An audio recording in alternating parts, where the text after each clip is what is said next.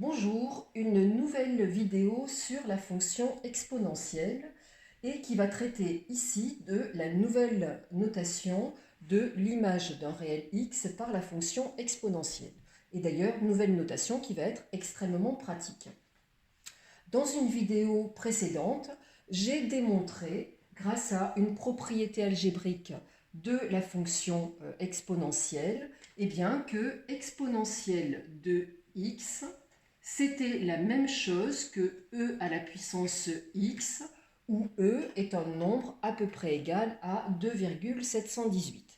D'ailleurs, sur votre calculatrice, si vous aviez recherché la fonction exponentielle depuis le début des vidéos qui se trouvent toutes dans une playlist, eh bien, vous vous êtes demandé où est-ce qu'elle se trouvait. Désormais, avec cette notation-là, eh bien, ça, c'est la notation qui est écrite sur les calculatrices et qui désigne la fonction exponentielle.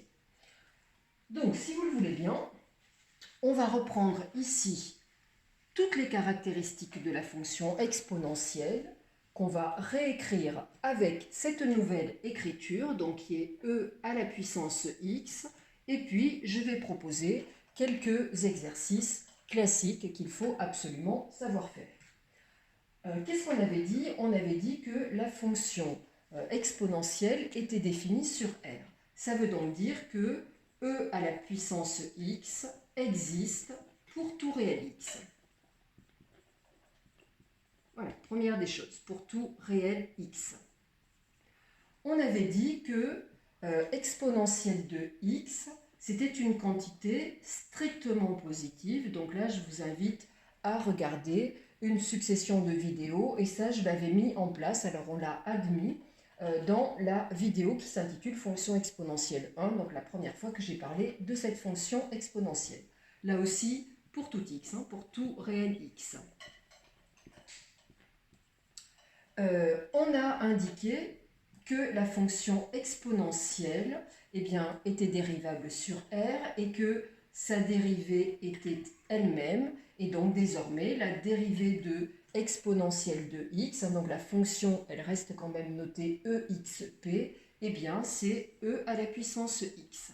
D'ailleurs, la courbe que vous devez avoir à l'esprit quand vous parlez de la fonction exponentielle, c'est la courbe suivante. Donc ici, axe des abscisses, ici, axe des ordonnées. Je mets quand même les unités parce qu'il y a deux valeurs particulières que vous devez connaître. Voilà, hop.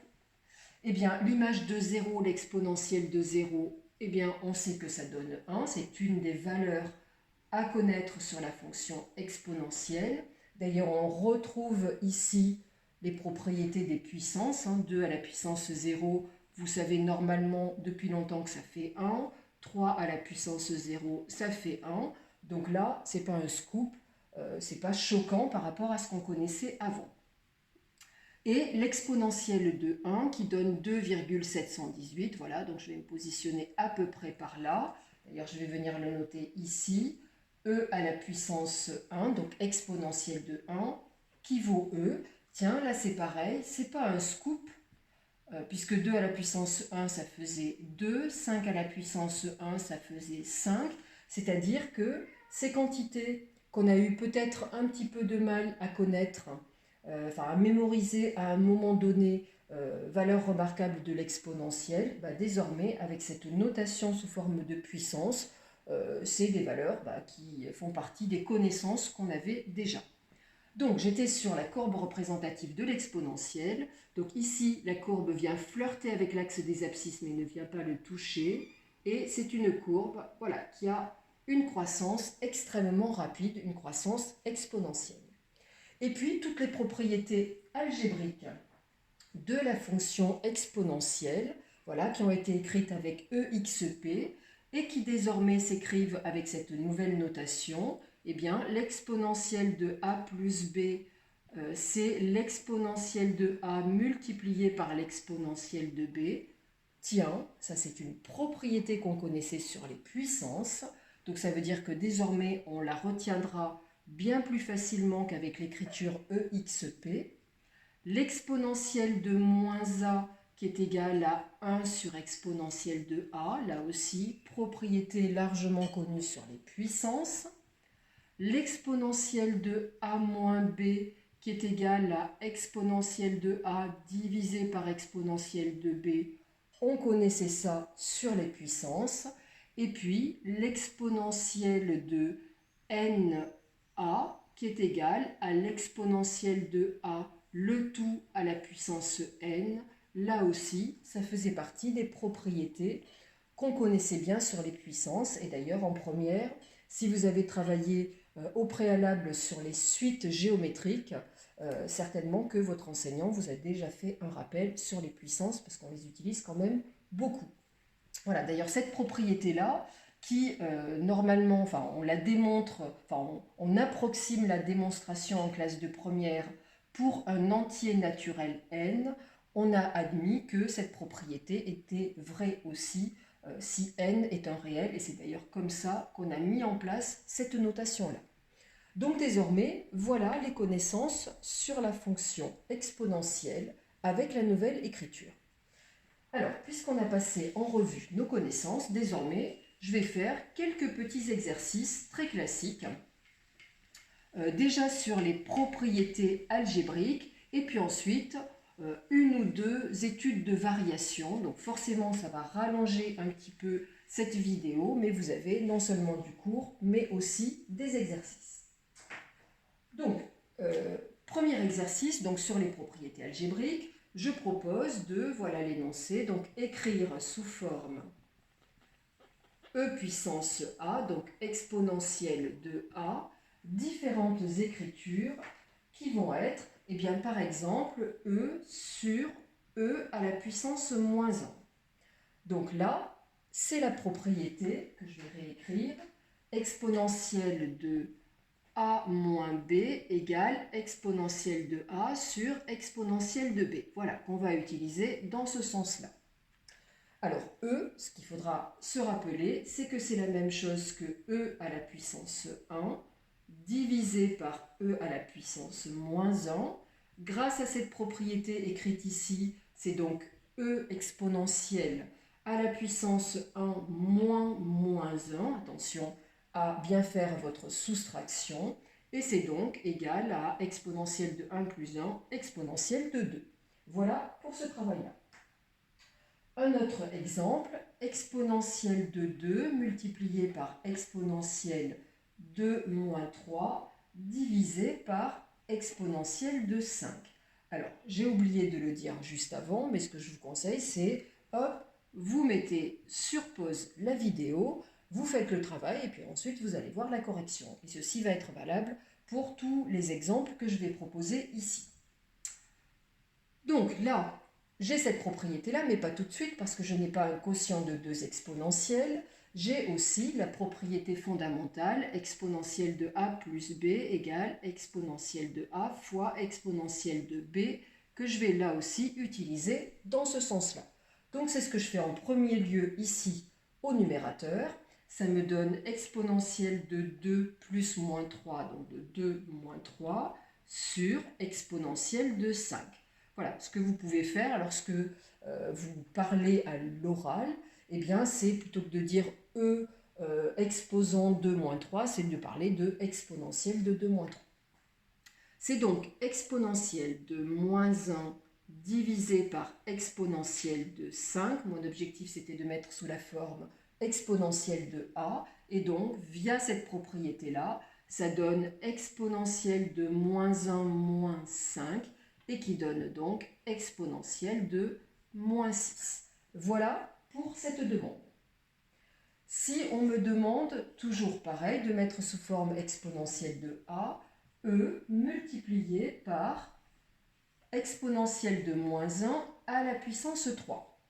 Donc là, je vois agir plusieurs propriétés, et notamment ici, la propriété exponentielle de na égale exponentielle de a à la puissance n. Ce qui est important, c'est de lister les propriétés. Là, j'en ai 3 parmi les 4 propriétés. La dernière propriété étant celle-ci, exponentielle de moins a, c'est 1 sur exponentielle de a. Donc là, vous avez toutes les propriétés algébriques.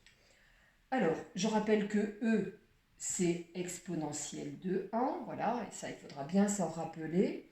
multiplié par, je vais faire agir cette propriété-là, là encore, dans ce sens-là. C'est donc égal à e à la puissance 1 multiplié par exponentielle de moins 1 fois 3, donc de moins 3. Et puis ensuite, je fais agir cette propriété ici, la propriété fondamentale, qui me donne exponentielle de 1 plus moins 3, donc exponentielle de moins 3, et qui fait exponentielle de moins 2. Voilà pour ces travaux-là.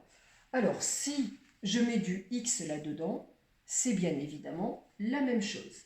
Et vous verrez que être capable d'écrire sous la forme exponentielle de a, eh bien, ça va être ultra important pour être capable de résoudre des équations et des inéquations avec exponentielle. Parce que, bah oui, il fallait bien se dire que on avait appris à résoudre des équations du premier degré, au fil du temps des équations du deuxième degré, même des équations trigonométriques en classe de première. Voilà, là apparaît une nouvelle fonction, eh bien il va falloir apprendre à travailler sur la résolution des équations et des inéquations avec exponentielle. Et pour ça, je vous donne rendez-vous dans une autre vidéo pour ne pas trop rallonger et que chaque vidéo en fait porte sur un thème bien précis. Je continue un petit peu mes exercices. Un exercice classique, c'est une démonstration d'égalité. On va vous demander de démontrer que pour tout x, que pour tout réel x, eh bien, l'exponentielle 1 sur 1 moins exponentielle de moins x, eh bien, c'est la même chose que exponentielle de x sur exponentielle de x moins 1. Excusez-moi, j'ai eu du mal à retrouver mon énoncé. Donc voilà, on vous demande de démontrer cette égalité. Alors, si vous avez regardé une vidéo précédente, j'ai fait un peu la même chose avec exp. Alors, ce n'était pas la même égalité, mais le raisonnement va être à peu près similaire. Quand on doit démontrer une égalité, attention, ne surtout pas partir de l'égalité. Soit on part de là, on fait les calculs qu'il faut, on arrive à ça. Soit on part de ça, on fait les calculs qu'il faut, on arrive à ça.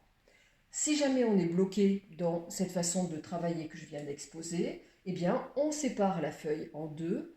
On prend ce côté-là ici, on fait tous les travaux qui sont naturels. On met ce côté-là ici, on fait tous les travaux qui sont naturels. Et puis on arrive à trouver le même résultat. Alors, en partant de là, voilà, ça ne m'inspire pas trop, parce que là, je ne vois pas trop de propriétés à utiliser. Par contre, ici, exponentielle de moins x, c'est une propriété algébrique. Donc tiens, je vais décider de partir de là. De toute façon, une recherche, ça se fait sur un brouillon, on essaye, et si ça marche, eh bien tant mieux, on rédige. Donc je vais me proposer de partir de 1 sur 1 moins exponentielle de moins x.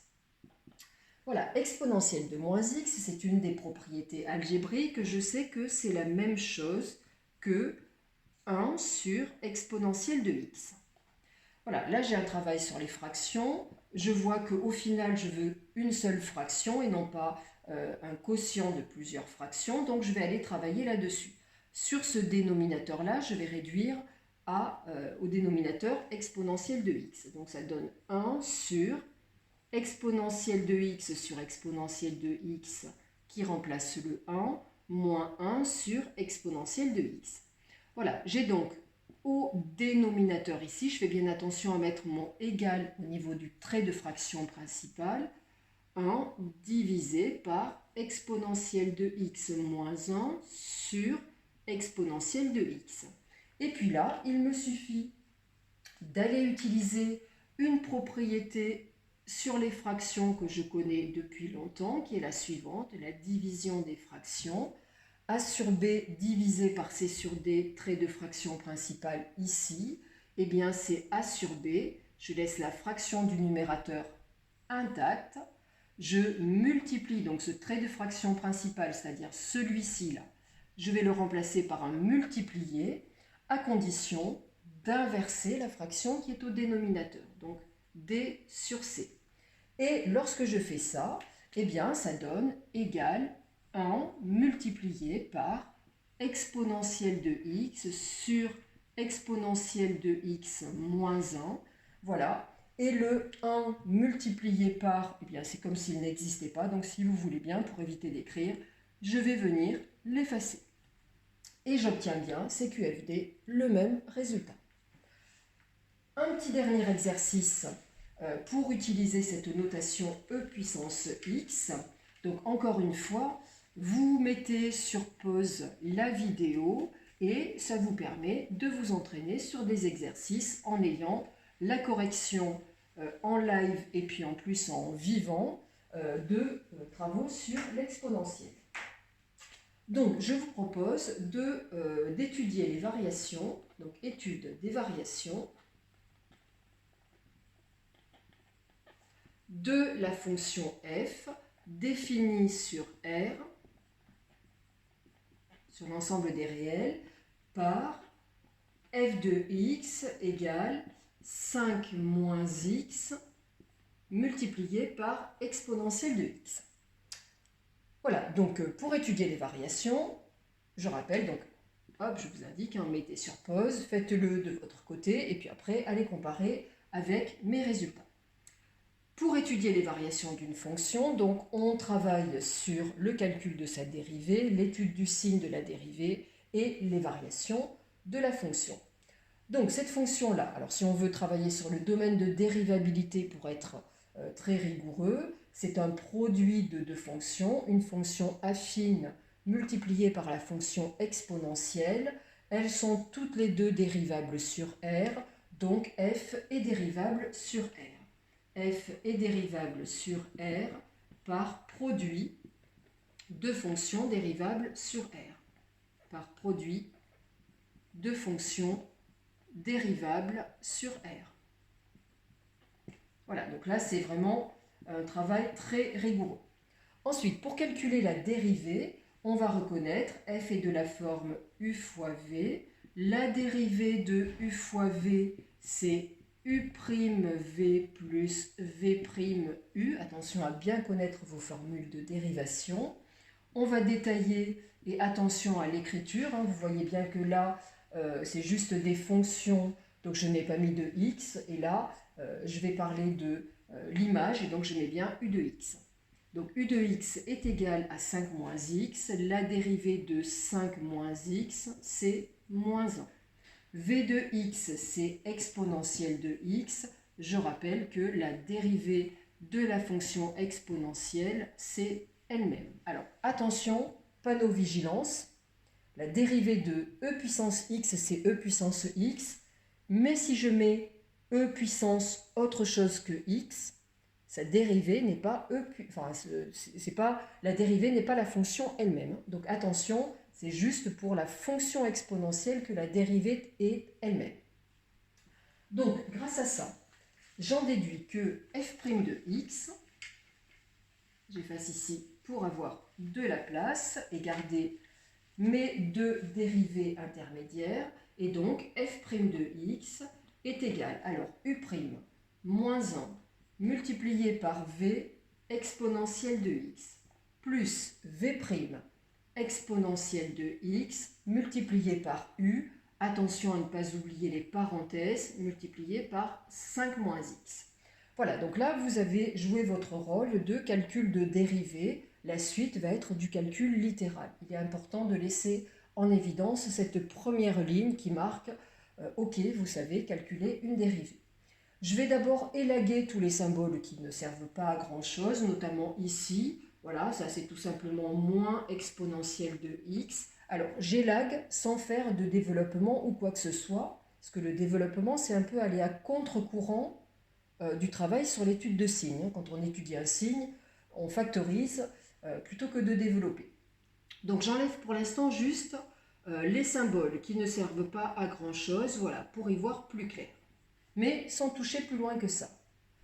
Je dois étudier un signe. Une étude de signe, je sais que le principe de factorisation va être un principe ultra important. Et là, normalement, il saute aux yeux que j'ai exponentielle de x qui est un facteur commun.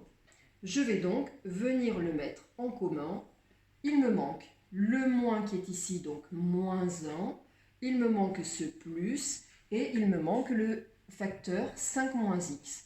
Comme j'ai un plus, le 5 moins x, je n'ai pas besoin de le mettre entre parenthèses. Attention, si vous aviez un moins ici, vous mettez moins et vous laissez des parenthèses. On ne va jamais vite dans un calcul de dérivée, parce que si la dérivée est fausse, tout le reste va être faux. D'ailleurs, un calcul de dérivée, en général, ça se fait 2 fois. Une fois sur la copie, une fois sur le brouillon. Et si on ne trouve pas la même chose, eh bien, on va chercher le pourquoi.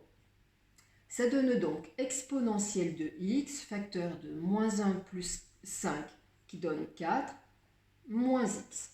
Voilà, et donc l'étude du signe de cette dérivée, eh bien, c'est génial. J'ai un produit de l'exponentielle qui est tout le temps strictement positive, par une fonction affine de forme mx plus p, et les mx plus p, normalement, en première, je maîtrise bien les signes. Alors, je vais écrire cette dérivée ici pour laisser de l'espace pour le tableau de signes de la dérivée qui sera suivi des variations de la fonction. Voilà, et j'ai donc, je travaillais sur R, donc moins l'infini plus l'infini. Je vais réserver une ligne à exponentielle de x, pour laquelle je sais que je n'ai rien à placer ici, parce que je rappelle la courbe de l'exponentielle, désormais c'est une courbe que vous devez avoir en tête, elle a ce style d'allure strictement, fonction strictement positive. Je réserve une ligne à 4 moins x, donc 4 moins x, je vais devoir placer un nombre ici. Voilà, alors quand je suis en première, je peux faire sur un brouillon. Si vous voulez le présenter sur la copie, vous trouvez un endroit où le présenter correctement. Là, je vais considérer que je prends un brouillon. 4 moins x égale 0, ça donne moins x égale moins 4, donc x égale 4. Et donc, j'ai 4 à placer. J'aurai donc le signe de ma dérivée, f' de x, et les variations de la fonction f. Voilà, si vous mettez f de x ici, c'est pas grave. Je sépare mon tableau au niveau de 4. L'exponentielle, c'est strictement positif. Voilà, donc la fonction exponentielle, elle est quand même bien sympa. Ses propriétés sont celles des puissances, elle se dérive en elle-même. C'est une fonction qui est strictement positive. C'est quand même bien sympathique. Ici, attention, le coefficient directeur, coefficient qui est devant le x, c'est moins 1. Je vous invite à dessiner la fonction affine qui va avec. Je rappelle très rapidement qu'une fonction affine se représente par une droite. Lorsque le coefficient directeur est positif, m, positif, la droite a cette allure-là. Lorsque m est strictement négatif, la droite a cette allure-là. Et lorsque m est égal à 0, la droite est à l'horizontale. Donc ici, on a un coefficient directeur négatif, une droite qui vient couper l'axe des abscisses en 4. Voilà, donc on a cette allure-là, le signe, voilà, il est bien visualisable, plus 0, moins. La dérivée, c'est le produit de ces deux facteurs, donc plus par plus donne plus, n'importe quoi par 0 donne 0, et plus par moins donne moins. On est donc face à une fonction qui est croissante sur l'intervalle moins l'infini 4, décroissante sur l'intervalle 4 plus l'infini. Ne reste plus qu'à calculer f de 4. Attention, c'est f et non pas f'. Donc là, on va revoir l'écriture de cette fonction f. Et je rappelle que f de x, c'était 5 moins x multiplié par exponentielle de x. Donc, lorsqu'on remplace x par 4, cela donne f de 4 égale 5 moins 4 exponentielle de 4. Attention à ne pas aller taper ça sur la calculatrice, parce que dans un tableau de variation, on attend la valeur exacte. La valeur approximative est juste à titre indicatif. Or, exponentielle de 4, sa valeur exacte, ça ne fait pas partie des connaissances que vous devez posséder. Donc 5 moins 4, ça donne 1, et ça donne exponentielle de 4. Voilà, et vous venez mettre ici exponentielle de 4. Si vous avez droit à la calculatrice, vous pouvez venir noter entre parenthèses une valeur approximative de exponentielle de 4. Voilà, et puis ici vous ne notez rien, donc ça c'est ce qu'on appelle le travail sur les limites. et c'est réservé à la classe de terminale et non pas à la classe de première. Et ça ne se fait d'ailleurs que si c'est demandé, c'est-à-dire que ce n'est pas une obligation d'aller calculer les limites. Voilà pour cette vidéo qui concerne donc la nouvelle notation de notre fonction exponentielle, donc notation bien pratique, et puis quelques exercices pour lesquels je vous conseille à nouveau vraiment de mettre sur pause. J'ai donné 3 types de travaux, des simplifications d'écriture, enfin des transformations d'écriture, une démonstration d'égalité et une étude de variation de fonctions, donc des classiques. Mettez sur pause, faites ces exercices. Voilà, c'est quand même le b.a.-ba à savoir faire sur la fonction exponentielle. Et je vous donne rendez-vous pour une nouvelle notion encore sur cette fonction exponentielle qui est la résolution des équations et des inéquations. Donc à très bientôt. Au revoir.